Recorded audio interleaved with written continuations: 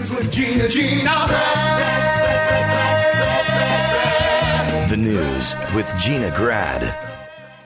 So some updates on Bubba Wallace, who was going to be on this show, and I imagine you'll speak to him at some point. A noose was found in his garage stall Sunday at Talladega, and now NASCAR and the Justice Department and the FBI are investigating it as a possible hate crime.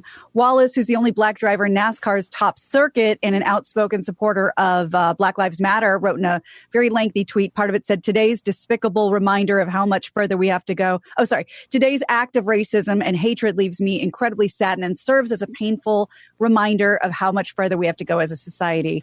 Wallace has been outspoken, called out NASCAR to ban the Confederate flag at races. They did. And according to NASCAR, the garage area, because I thought you'd ask, well, who would get in there and how, is restricted to essential personnel, which includes race teams, NASCAR officials, security, and health and safety personnel. And during the show just now, I got another little alert. We have some footage. The tweet from Fox Sports says, after a noose was found in a garage stall last night, drivers show support of Bubba Wallace. Go ahead. So he's driving, and when they pull back the camera, just a huge group of people walking around him, next to him, in front of him, behind him.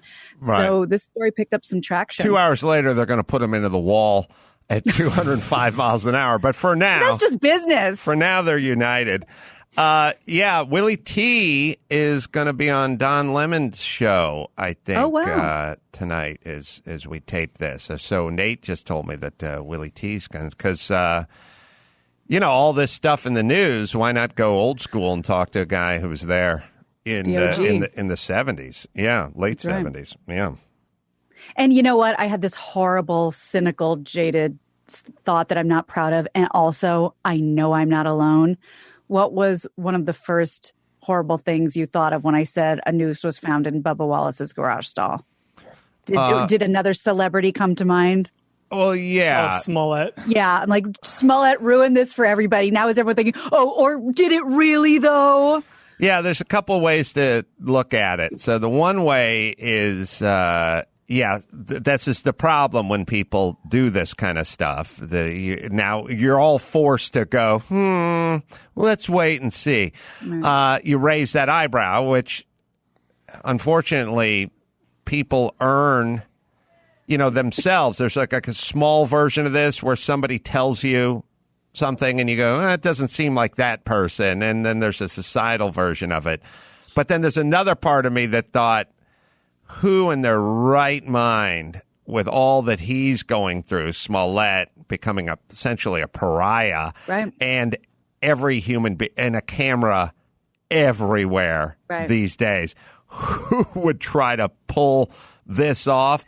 Only someone as daring as a NASCAR driver. Thank you.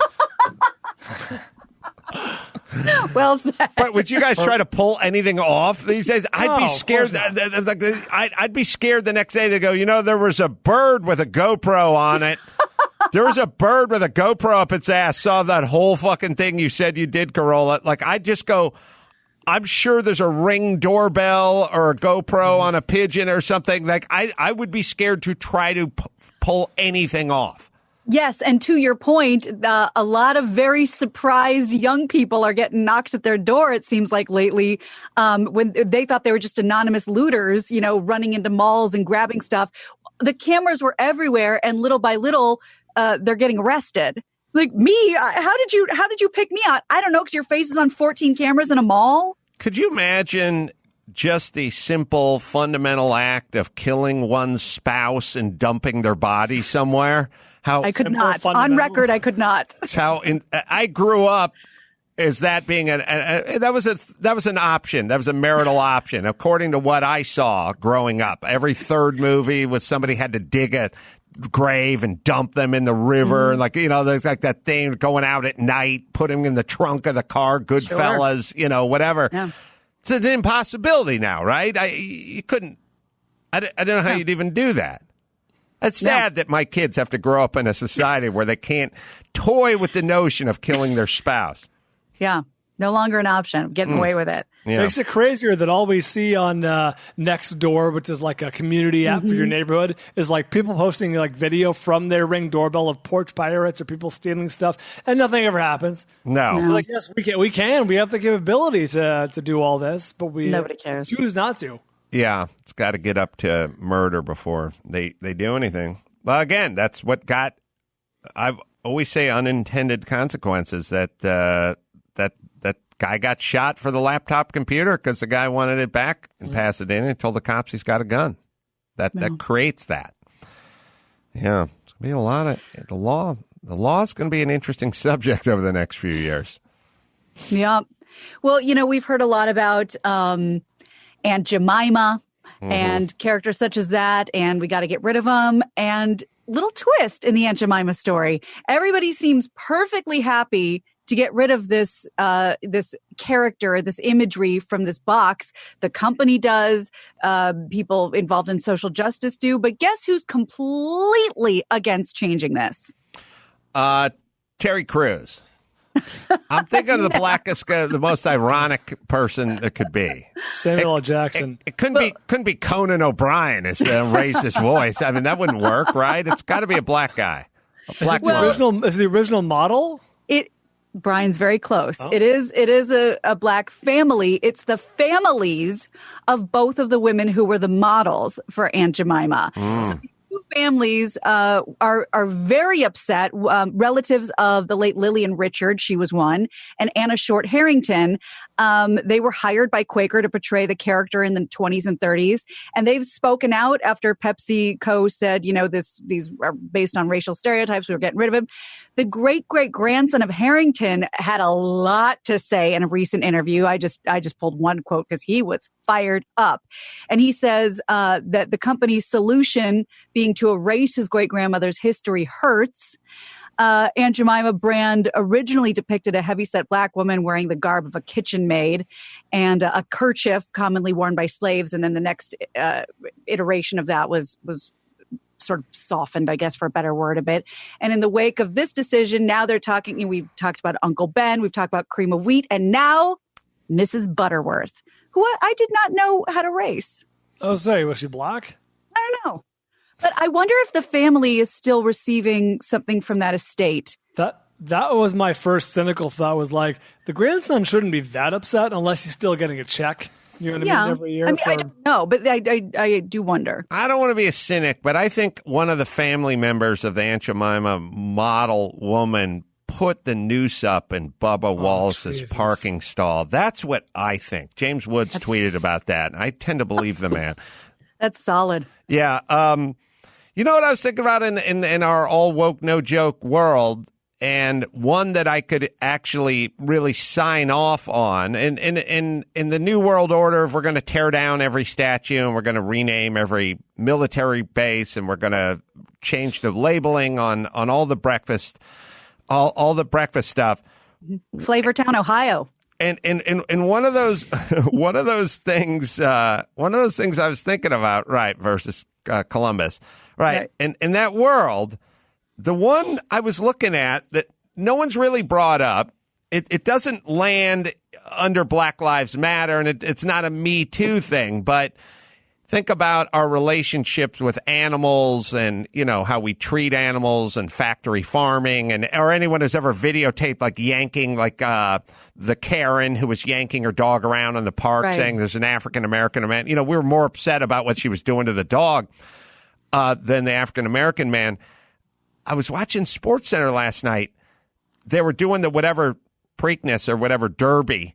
The guy's going down the back straight. He's got the riding crop out, and he's viciously beating the shit out of the horse. Like, he's got a weapon, the crop, and he's just whacking away like as hard as he can on the animal he's riding. And I thought, how come that's kosher? Like, how come that slid under everyone's radar? There's a midget who's physically assaulting the horse he's on. And I mean, they're beating the shit out of that horse. Yeah. I can only say I just listened to a recent podcast by Andrew Jenks, and I can't remember what the name of it is, but he's a very interesting guy. And he did a whole thing on all the horses dying at Santa Anita. And apparently, I mean, yes, mainstream, you're right. It does not come up very often. They were cropped to death.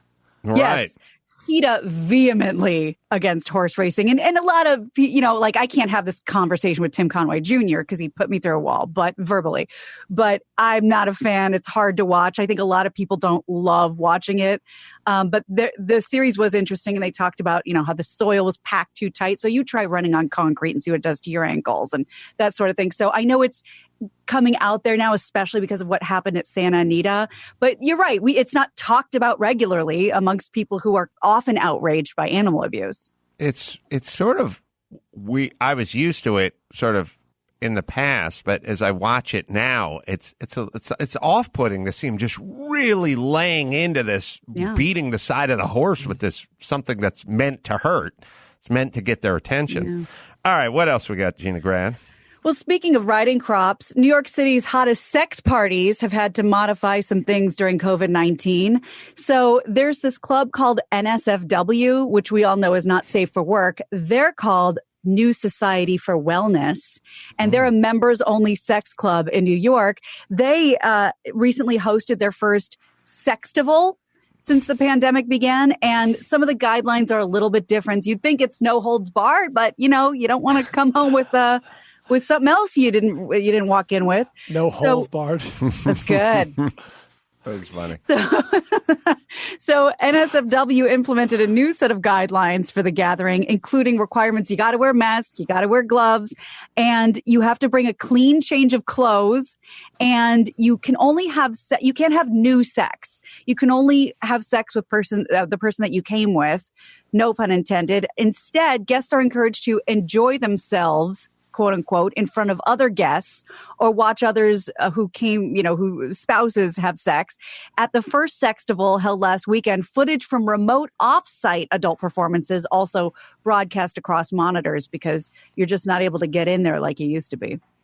I don't normally heap praise on like real sex, but the show, because I'm normally angry at that show, but they have taught me some valuable lessons. Because I grew up, if there was an orgy, it was 22-year-old hotties as far as the eye could see. Like you watch a movie like Caligula back in the day, Roddy McDowall, I think. They have their like orgy scenes. It was beautiful maidens everywhere, just sucking off everybody. But if you watch real sex, you'll find out the actual version of this. Those chicks look like whoever's in the crowd at a tractor pull. And you want no part of that. You want no part of that. Malcolm McDowell. Malcolm, what did I say? Roddy? Roddy. Yeah, he was Planet of the Apes. Yeah. Or he was, he was Planet of the Apes. As you know, I famously went to a orgy in Riverside. And that is nothing, no truer words were ever spoken than by what you just said about what's really out there. And I didn't participate because who would when you're in an airplane hangar in the Inland Empire? Yeah, but I would also argue, I don't know, why show up if you're not, down My with first the cause? orgy. Your first. How did that one go again? They had mattresses everywhere. There was body paint going on. Yes. I was invited by people who worked for some facet of Playboy something because I was friends with, an eclectic group of people. And you can only get in, a guy can only get in with a girl. So a lot of pseudo journalists and entertainers or whatever, a couple of us were invited. So we drive, 2 hours out in the middle of nowhere and we go to this giant, just huge warehouse. And the front room is like, it's literally like a bar mitzvah. There's a buffet set up. There's a band, but then there's like elderly and slightly older than middle-aged women in like fishnet body stocking, like neon green. What I'm trying dudes to avoid. with dress shirts and no underwear or pants and shoes. See, this is what I've been worried about. Yeah. Mustachioed. Where was the business part the of this. business. Okay, so this is how you know women have come a long way, baby. You were only allowed to go into those rooms if you were escorted by a woman. So you couldn't just be like a creep, going in and being like, "Hey, what's shaking over here?" So I would go into every room, and upstairs in the loft, it was just a sea of mattresses and people getting down. And so I'm up there in like a little sundress.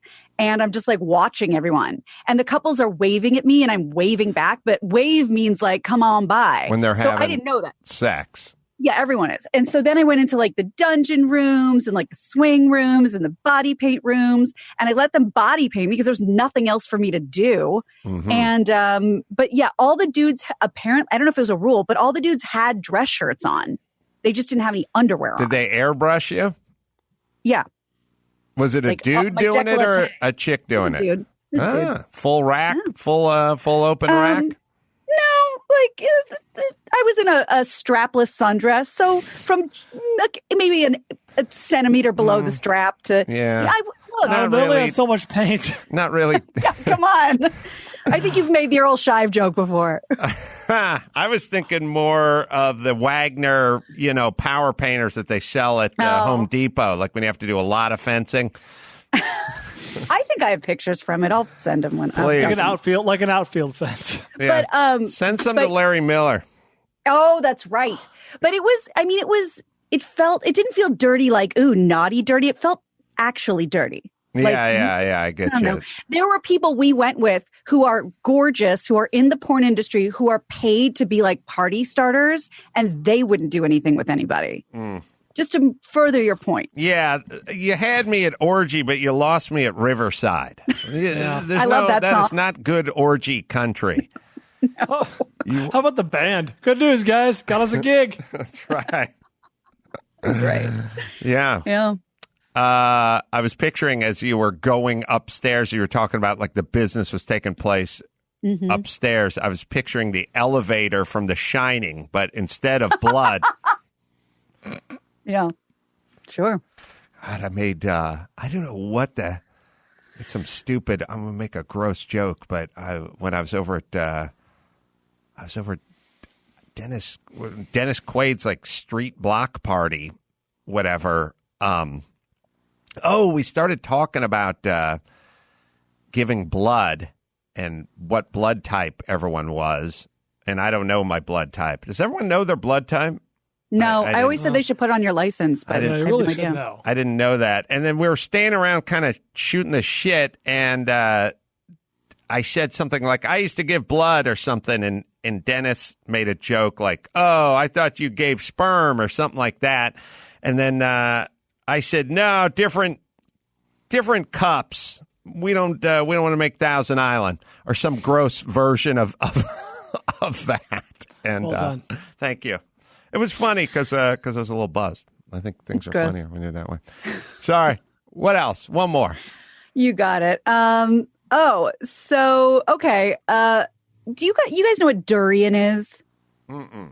I've tasted it. So this is Oh, is that weird fruit that yes, smells? this does not surprise me at all. 12 German postal workers received medical treatment and dozens more were evacuated due to this pungent suspicious package, which turned out to be a shipment of this notoriously disgustingly smelly fruit, durian. So CNN reports German postal worker sounds like a metaphor for this guy's prompter. This guy's moron. His on-time record is better than a German postal worker. Like it just sounds like a metaphor for something, Yeah. right? Comparison. Model of efficiency. Right. Yeah. Yes. So CNN reports that police, firefighters, emergency services all called to this post office in this little Bavarian town when they noticed this horrible smell coming out of this package. Everyone was evacuated, 60 employees. It turned out to be this package of durian. It's this spiky fruit. It's very creamy when you taste it, and it's popular in Southeast Asia, but the smell is so bad, it has been banned all over Singapore. You can't take it in subways. It can't be in hotel rooms. The article says it smells like rotten food or dirty socks. I described it as rotten onions mixed with cat pee. I can't tell you how disgusting it smells, but it doesn't taste that bad. So it ended up being 6 ambulances, 5 first responders, 2 emergency vehicles. It turns out this guy was just sending his buddy a package of durian that he so enjoys, but it cleared out a 60-person post office. Not good with bubble wrap, by the way, if you look at the actual fruit. Do you guys, here's how I am with the smell, which is when you smell, hobo crap or somebody yaks in your car and then you want to throw up and blah, blah, blah, then it's horrible. But when you find out that the origin is not bad, it takes the edge off it immediately. Yeah. So it's like we've all had, it's a kind of a two-way street. I've always remember if you've been in enough locker rooms, once in a while you'll get a whiff of something and it smells like somebody ordered a Hawaiian pizza in here or something, and it's some dude's ass and sack who's next to you. But sometimes there's a smell where it can simulate something that's actually good or bad, but it's the origin that matters more for me. So if it's putrid smelling, that's bad. If it's a fruit that tastes good, I'm not freaked out. But if it's putrid because some rotting corpse is in the subway car, then now I don't know how you explain that. But the point is for me, it's about the origins. How many times, or is it just me? But it can't be. You have to play the game in a new space, chopped onions or body odor, because those are very different. One's great, one's not so great. Yeah, there are many things that if you didn't have a context for them would be good or bad. All right, let's do one more, Gina Grad. You got it. This is a decent one for Ace on the Roof, as your dad would say. A new survey says that a majority of respondents notice home improvement projects are, of course, on the uptick during all this lockdown stuff, and that's all fine and good. Unfortunately, Fox News reports that 7 out of 10 of the people surveyed said these projects did not turn out well. Everybody's attempting it. Everybody's ruining their homes. 1 in 10 admitted that the finished product looked much worse than it did when they first started. So the average home improvement attempt reportedly has an average of 3 things that go wrong. The major problem is incorrect assembly. And respondents listed a variety of home projects that they ruined: kitchen countertops and cabinets, upgraded lighting, switches and outlets, and bathroom fixtures. Kitchen countertops is pretty advanced, though, isn't it, Adam? Like we've done kitchen countertops, and I wouldn't attempt to do that. Put in your marble. Well, it kind of exactly quartzite. It kind of depends on if you're going over the existing or you're going to demo out the existing and put the new ones in. But yeah, you got to cut out for the sink and cut out for the fixtures, and there's a lot that can potentially go wrong in the kitchen countertop area. People are so bored, they're going, you know what, I can remodel my house. I remember once Jimmy remodeled his house, and he went with 2 scary things, which is a butcher box countertop. Sorry, not butcher box. Butcher block. Butcher block, like their sponsor. Yeah. Delicious. Yeah, butcher like block. a big wood cutting board that is large enough to be right. The whole countertop was that, which seems cool. But an overmount sink. Never go with the overmount sink. Never go with the overmount sink. And this one had like a 1/2-inch lip as it went over the top. Now, they're much easier to mount because you just cut a rough hole and drop them in and it's clean. But all the water builds up on the outside of the sink. Started delaminating all this wood, almost immediately turning black and just like spreading out. The countertop. I had a countertop that was slate once that was screwed up. Get something good like some quartz or some synthetic whatever and go with that undermount sink. Yes, Brian? I was going to say, was it the fancy like farmhouse sink that has a like bib over the front? Or did he, or I'm imagining this is recent or old, did he cheap out and just get like a crappy overmount sink? It was a crappy overmount sink, and this is probably... God, this is 20 years ago. Oh, okay. Plus, but I just remember walking through the kitchen and seeing it. And then also the other part that's tough is the seam. So the countertop is like, it's like, 14 feet of counter. So it's 2 pieces of the butcher block there, right? And so smartly you put the seam of the 2 7-foot pieces where the sink cutout's going to go because it's the least. You're not going to see the whole seam. You'll see 3 inches in the back and 2 inches in the front. But when the water all builds up in the back and the front, then the seam starts sucking in through the seam and delaminating it. And anyway, no one lives in that house anymore. I mean, they had to start over. Everyone moved on, but I do clearly remember that. And the other thing that I remember very clearly is I go into people's houses when they're remodeling their house, and I go, don't do this, otherwise that's going to happen. And I was talking to Gina, Jimmy's ex-wife at the time, and I remember saying, you got to go with a fridge that's 2 doors. You got to go 2 doors, not one big door, because if you do the one big door, when you swing it open, it's going to go right to the island and just cut the place off in half. And I remember sort of smash cut to she went with the one big door and then threw a party. And it's like literally smash cut to me walking through the kitchen with the door open and it cutting the kitchen off in half and me like knocking on it like it was a front door. Like, excuse me, I'm going through the back, and it closes to expose her standing there. And I just went, that's what remember I said this part?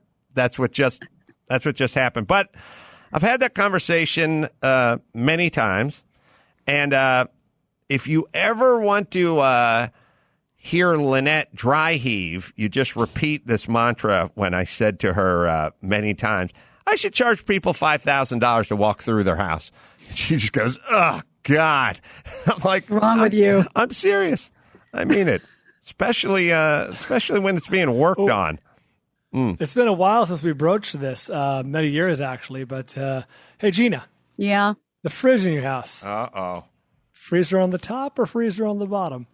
I think you know the answer to that. I don't. Look. Could be freezer on the side. You know what? I'm just going to say this. We live across from John's.